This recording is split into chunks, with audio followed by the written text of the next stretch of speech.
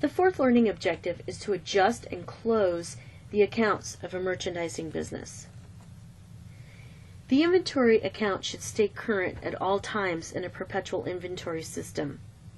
However, the actual amount of inventory on hand may differ from what the books show.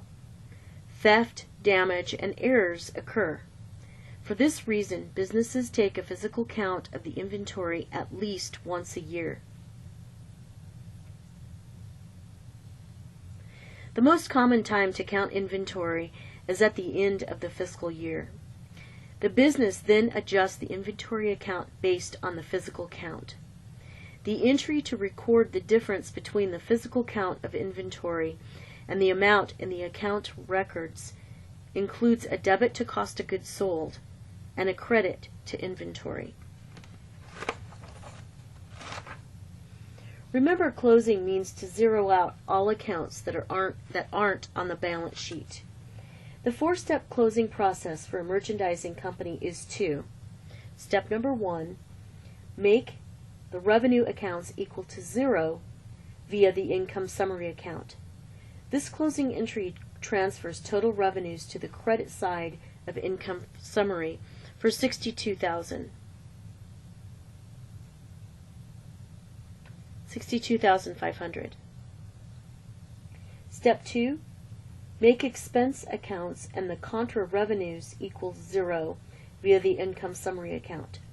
This closing entry transfers total expenses and contra revenues, debit balance accounts, to the debit side of income summary.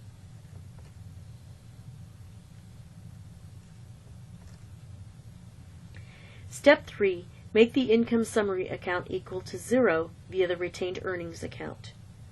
This closing entry transfers net income or net loss to retained earnings. In step 4, make the dividends account equal 0 via the retained earnings account. This entry transfers the dividends to the debit side of retained earnings.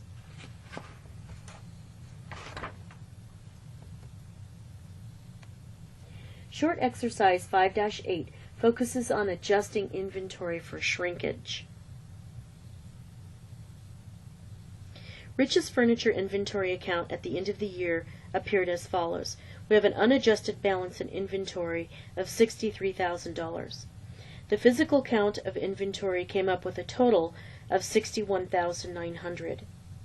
To journalize this, we would debit cost of goods sold for $1,100 and credit inventory for $1,100.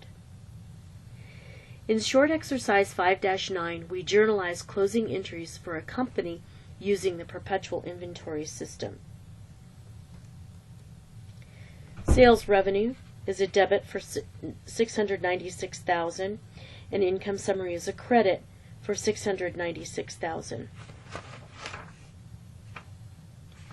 The exercise continues on this slide with closing the expenses via the income summary. Income summary is a debit for $427,000. Cost of goods sold, a credit for $385,000. Rent expense, a credit for $21,000. Depreciation expense, a credit for $12,000. And sales discounts, a credit for $9,000. As we continue, we're closing the retained earnings account. Income summary is $269,000 and retained earnings is $269,000. And retained earnings, this is closing the dividends into retained earnings. Retained earnings is a debit of $61,000 and dividends is a credit of $61,000.